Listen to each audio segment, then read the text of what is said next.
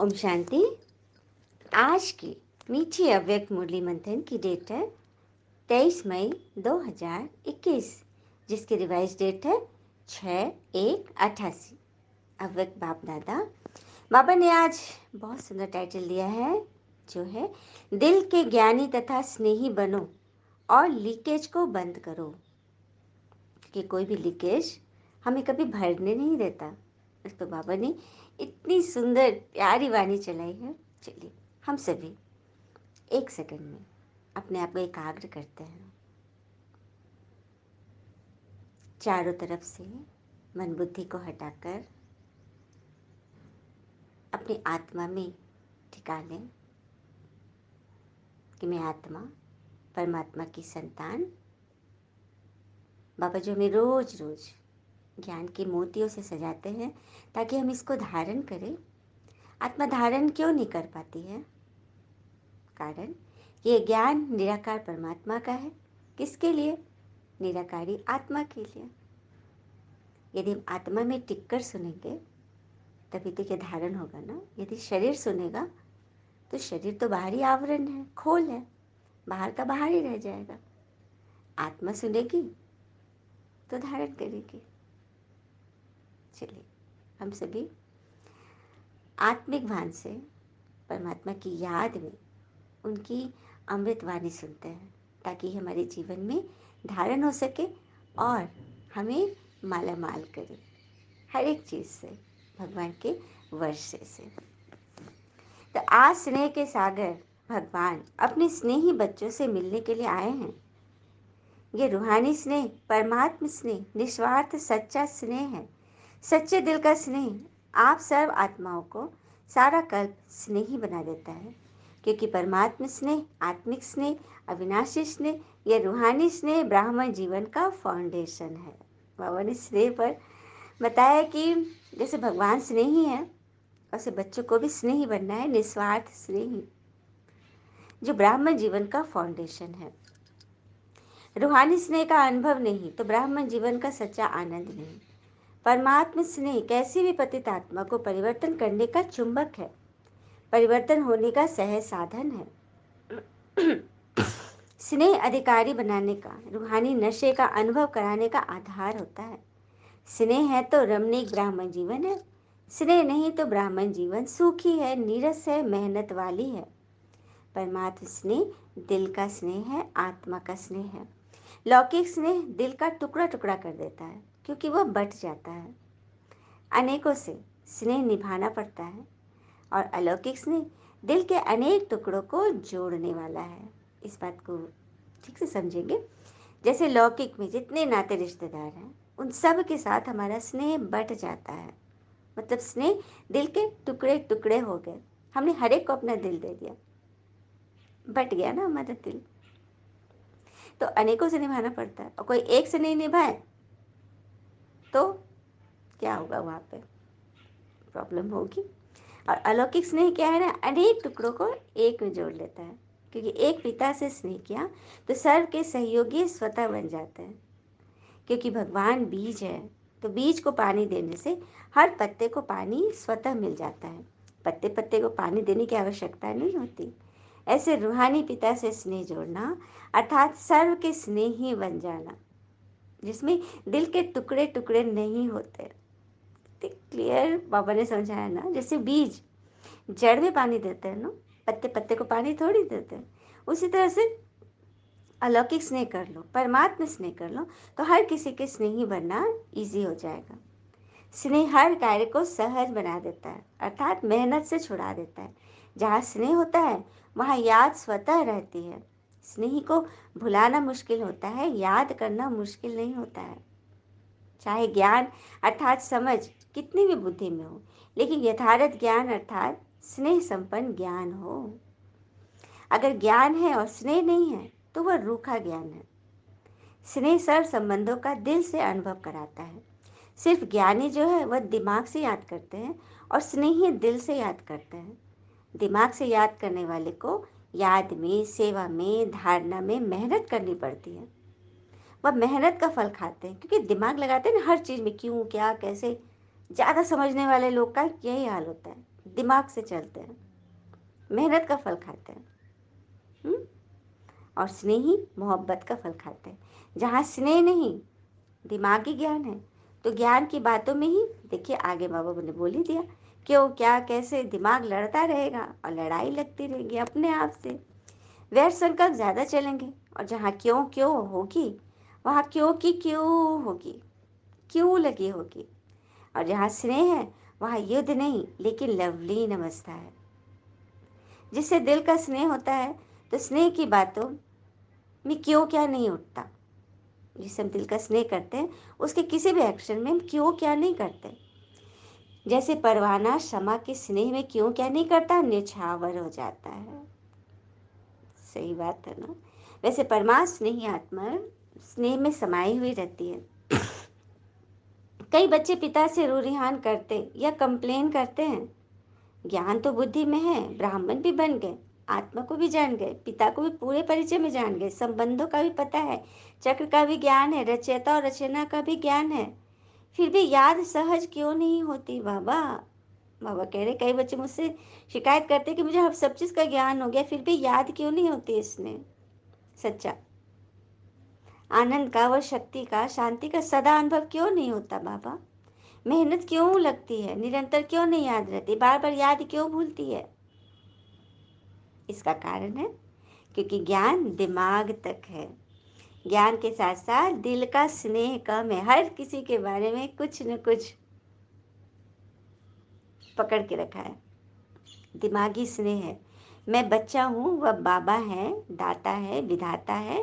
दिमागी ज्ञान मतलब दिमाग में यह नॉलेज है कि मैं बाबा का बच्चा हूँ, भगवान है, दाता है। लेकिन यही ज्ञान जब दिल में उतर जाता है तो स्नेह की निशानी क्या दिखाते हैं, दिल। तो ज्ञान और स्नेह कंबाइंड हो जाता है। ज्ञान बीज है लेकिन पानी स्नेह है। अगर बीज को पानी नहीं मिलेगा तो फल नहीं देगा ना। ऐसे ज्ञान है लेकिन दिल का स्नेह नहीं तो प्राप्ति का फल नहीं मिलता, इसीलिए मेहनत लगती है। स्नेह अर्थात सर्व प्राप्ति के सर्व अनुभव के सागर में समाया हुआ हो। जैसे लौकिक दुनिया में भी देखो स्नेह की छोटी सी गिफ्ट कितनी प्राप्ति का अनुभव कराती है। और वैसे स्वार्थ के संबंध से लेन देन करो तो करोड़ भी दे दो लेकिन करोड़ मिलते भी संतुष्टता नहीं होगी, कोई ना कोई कमी दिखेगी ही। कि यह होना चाहिए, यह नहीं किया, ऐसे किया। सच बात है ना। जो हमारे स्नेही है वो छोटे से भी सौगात देंगे तो हम उसको कितना दिल से लेते हैं। हाँ, संबंध का लेन देन एकदम बढ़िया होता है। लेकिन जिससे संबंध नहीं है, मतलब स्नेह नहीं है, वो करोड़ भी दे देना तो उसमें भी कुछ ना कुछ कमी दिखेगी। आजकल कितना खर्चा करते हैं, कितना शो करते हैं, लेकिन फिर भी स्नेह समीप आता है या दूर करता है। करोड़ की लेन देन इतना सुख का अनुभव नहीं कराती जितना दिल के स्नेह की एक छोटी सी चीज भी कितने सुख की अनुभूति कराती है। क्योंकि दिल का स्नेह हिसाब किताब को भी चुकता कर लेता है। स्नेह ऐसी विशेष अनुभूति है तो अपने आप से पूछो कि ज्ञान के साथ साथ दिल का स्नेह है। बाबा ने दिमाग और दिल के स्नेह को कितनी बढ़िया रीति से समझाया है ना, कि दिल के स्नेह से छोटी सी भी चीज प्राप्ति होगी तो अपार सुख की अनुभूति करती है। लेकिन यदि दिल का स्नेह नहीं है तो कितना भी बड़ा चीज दे दे उसमें हम खुश नहीं होते। तो अपने आप से पूछो कि ज्ञान के साथ साथ दिल का स्नेह है, दिल में लीकेज तो नहीं है। जहाँ लीकेज होता है तो क्या होता है, अगर एक पिता के सिवाय और किसी से संकल्प मात्र भी स्नेह है, चाहे व्यक्ति से, वैभव से, वस्तु से, शरीर से स्नेह है, चाहे उनकी विशेषता से हो, हद की प्राप्ति के आधार से हो, लेकिन विशेषता देने वाला कौन, प्राप्ति कराने वाला कौन, प्रश्न है।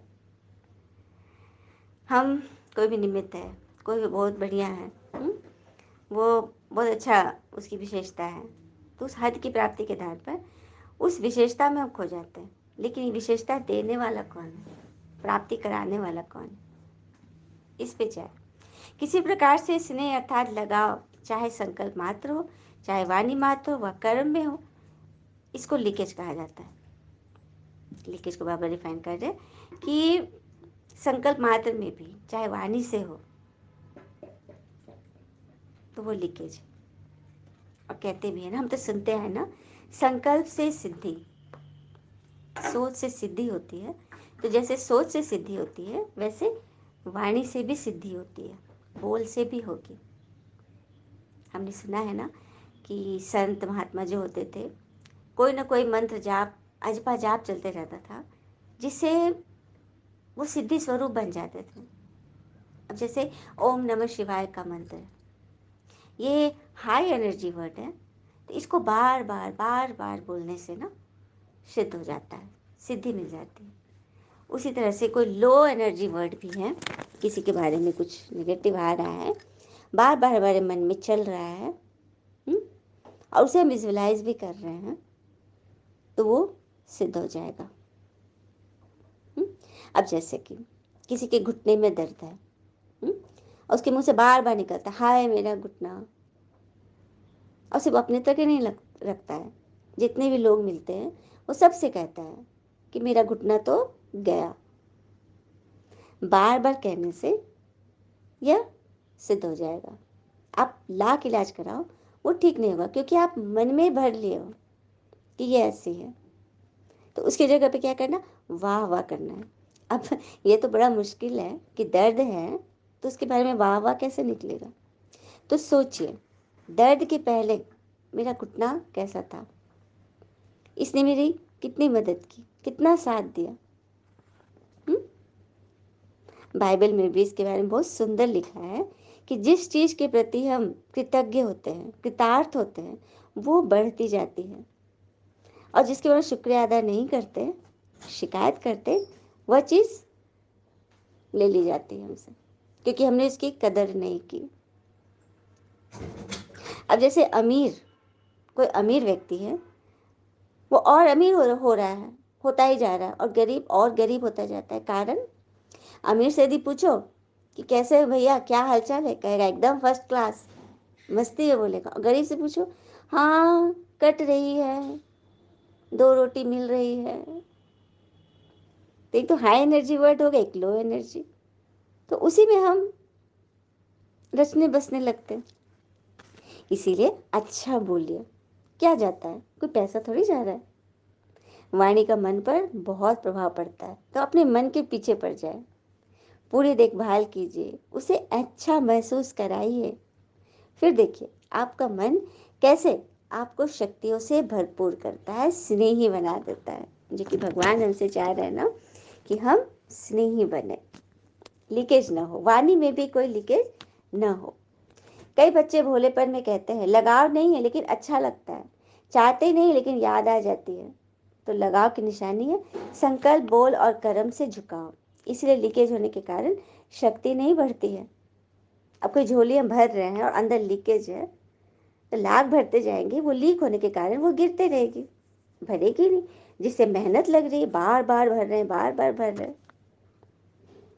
और मेहनत होने के कारण संतुष्टता नहीं रहती है, और जहाँ संतुष्टता नहीं, वहाँ अभी अभी याद की अनुभूति में मस्ती में मस्त होंगे, और अभी अभी फिर दिल शिकस्त हो जाएंगे, क्योंकि लीकेज होने के कारण थोड़ा समय भर्ती में है, भरे हुए हैं, फिर जब खाली होने लगती है तो बस स्थिति गायब। तो चेक करो, कोई व्यक्ति व वैभव में लगाव तो नहीं है, अर्थात लीकेज तो नहीं है। यह लीकेज लवली स्थिति का अनुभव नहीं कराएगी। वैभव का प्रयोग भले करो, लेकिन योगी बन प्रयोग करो। वाह वैभव, आप समर्थवान हैं, आपके पास हर चीज़ उपलब्ध है, तो उन चीज़ों का प्रयोग योगी बनने में करो, भोगी बनने में नहीं। ऐसा न हो कि जिसको आप आराम के साधन समझते हो वह मन की स्थिति को बेआराम कर दे, क्योंकि कई बच्चे वैभवों के वश होते भी मन के लगाव को जान नहीं सकते। रॉयल भाषा यही कहते हैं कि हठ योगी नहीं है, सहज योगी है। सहज योगी बनना तो अच्छा है, लेकिन योगी हो, बाबा पूछ रहे हैं, जो पिता की याद को हलचल में लावे, अर्थात अपनी तरफ आकर्षित करे, झुकाव करे, तो योगी बन के प्रयोग करने वाले नहीं कहेंगे। भगवान के बनने कारण समय प्रति समय प्रकृति दासी अर्थात वैभवों के साधन की प्राप्ति बढ़ती जा रही है।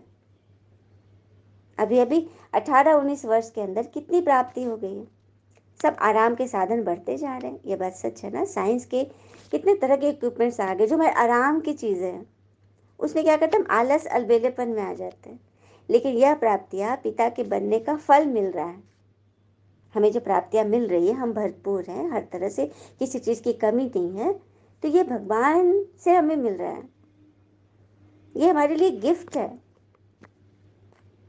लेकिन आराम में रहते राम को नहीं भूल जाना, सच्ची सीता रहना, मर्यादा की लकीर से संकल्प रूपी अंगूठा भी नहीं निकालना, क्योंकि यह साधन बिना साधना के यूज करेंगे तो स्वर्ण हिरण का काम कर लेगा। इसीलिए व्यक्ति और वैभव के लगाव और झुकाव से सदा अपने को सेफ रखना, नहीं तो पिता के स्नेही बनने के बजाय, सहज योगी बनने के बजाय कभी सहयोगी, कभी सहज योगी, तो कभी वियोगी बन जाएंगे और रोगी भी बनेंगे।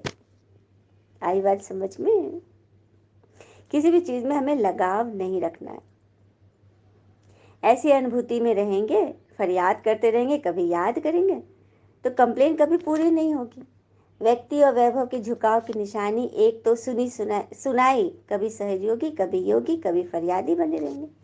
दूसरी बात, ऐसी आत्मा को प्राप्त सब होगा, चाहे साधन, चाहे सहयोग, चाहे स्नेह, लेकिन लीकेज वाली आत्मा होने के कारण वो कभी संतुष्ट नहीं होगी। मतलब प्राप्ति सब मिल रही है उनको, हर तरह से भरपूर हो रहे, लेकिन अंदर लीकेज है, संतुष्टता की कमी है।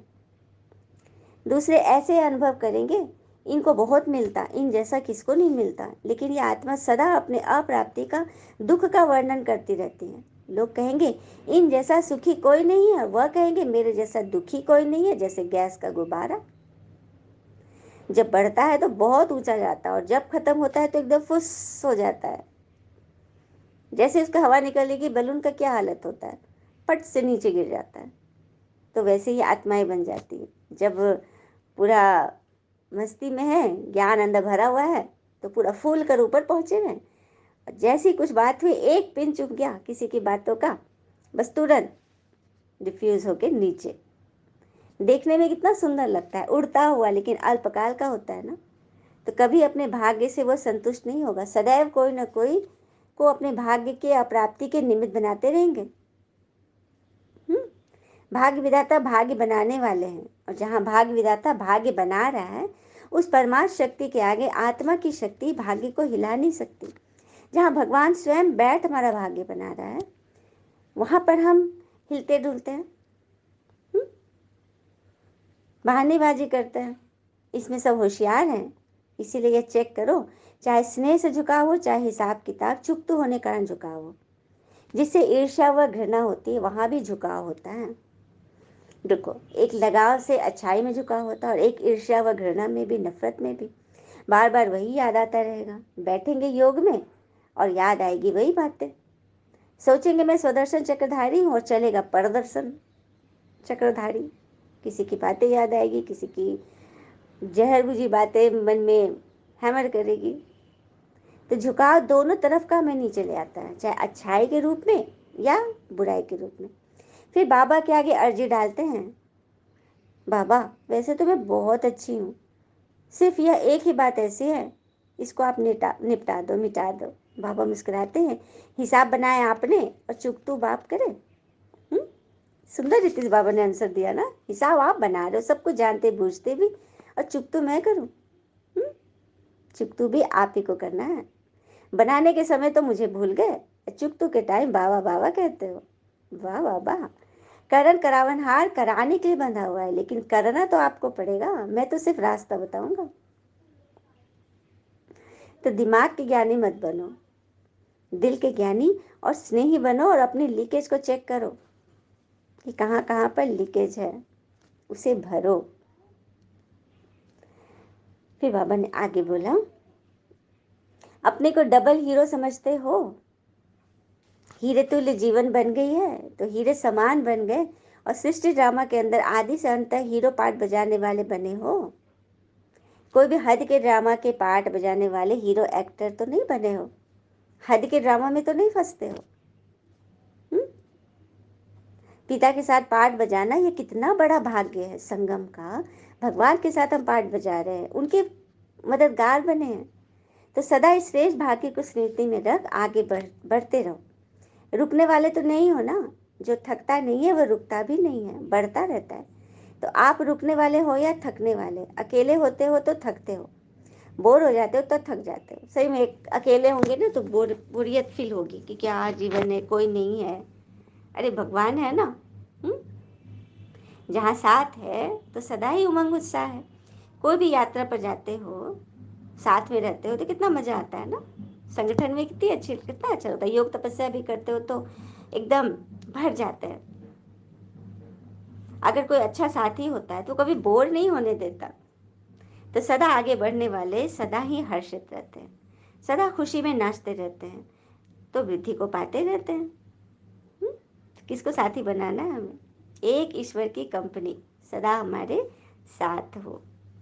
आगे बाबा कह रहे हैं, पांडव सोचते हैं कि शक्तियों को चांस चांस अच्छा मिलता है। बाबा पांडव क्यों कहते हैं? क्योंकि पांडवों की विशेषता थी और कौरवों की कुछ एक बातें हैं जो महाभारत से हमें सबक देती है, बहुत अच्छी, जिसमें है मत करो, कौन सा काम हमें नहीं करना है। तो चलिए सभी ध्यान से सुनिए। युधिष्ठिर की तरह जुआ मत खेलो, कर्ण की तरह दुष्ट का एहसान मत लो, धृतराष्ट्र की तरह पुत्र मोह में मत पड़ो, कुंती की तरह अनुचित प्रयोग मत करो, द्रौपदी की तरह अनुचित जगह मत हंसो, पांडु की तरह काम के वशीभूत मत बनो, दुर्योधन की तरह अनाधिकार हट मत पालो, भीष्म की तरह अनुचित प्रतिज्ञाओं में ना बंधो। भीष्म ने कितनी अनुचित प्रतिज्ञा कर ली थी ना। दुशासन की तरह नारी का अपमान मत करो, अश्वत्थामा की तरह अनियंत्रित मत हो जाओ, शांतनु की तरह काम में आसक्त मत हो जाओ, गांधारी की तरह नेत्रहीन का अनुसरण मत करो, परीक्षित की तरह क्रोध में अनुचित कार्य न करो, और द्रोणाचार्य की तरह अर्ध सत्य पर विश्वास मत करो। अब है अवश्य करनी है। अभिमन्यु की तरह वीर बनो, कृष्ण की तरह धर्म का साथ दो, विदुर की तरह स्पष्टवादी शुभ चिंतक बनो, घटोत्कच की तरह धर्म कार्य में सहर्ष बलिदान दो, और अर्जुन की तरह अपनी बागडोर भगवान के हाथ में सौंप दो। तो चलिए हम हरेक अर्जुन की तरह ईश्वर के आगे नेछावर, सर्व मत से समर्पण। बाबा ने बोला स्नेही बनो, तो बस बन गए। पांडवों को बुद्धि का वरदान क्यों मिला हुआ? क्योंकि वो भगवान के सुपुर्द थे, सब कुछ उन्होंने ईश्वर को सौंप दिया। तो ऐसे ही आप निमित्त आत्माएं हो ना, बाबा पूछ रहे हैं। चलिए अब वापस से वरदान लेते हैं। संकल्प वृत्ति और स्मृति से व्यर्थ को समाप्त करने वाले सच्चे ब्राह्मण संपूर्ण पवित्र भव।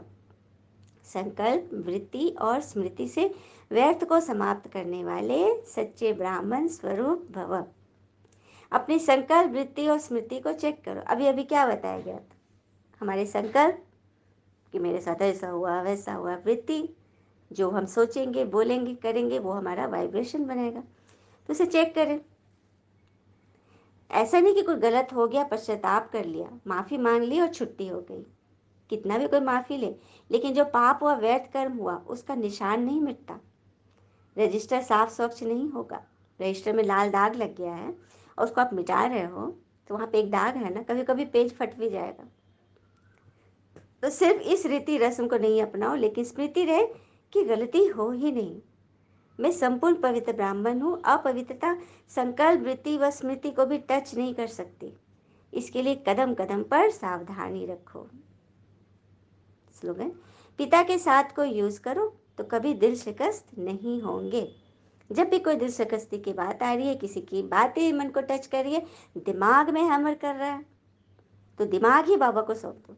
बाबा देखो ना, ये बातें अब आप समझो, भगवान को सौंप दो, अर्थात ईश्वर को यूज करो। अच्छा, ओम शांति। शुक्र है मीठे बाबा, वो बाबा के प्यारे प्यारे बच्चे। थैंक यू बाबा। All is well always. ओम शांति।